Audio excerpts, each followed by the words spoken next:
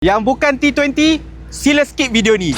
Jom, nak tunjuk. Yang ini kita ada satu unit Mercedes G63 G Manufacture. Jom. Bawa dulu look around condition kereta ni. Kereta ni tahun 2021.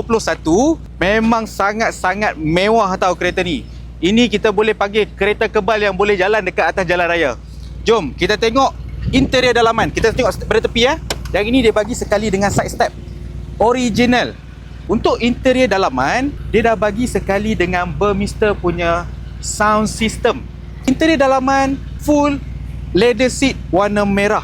Dia punya kemewahan tu dengan design yang sporty. Lagi satu, cuba kita tengok dekat dalam. Zoom in sikit. Yang itu adalah jam IWC, jam yang ultra luxury. Jom kita tengok sebelah belakang pula.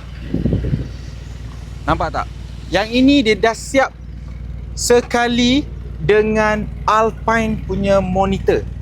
Yang ini mahal tau tuan-tuan. Kalau nak buat ni dekat kedai pun average harga dalam 9-10 ribu juga satu unit. Selain daripada tu, kita ada buat promosi sekarang.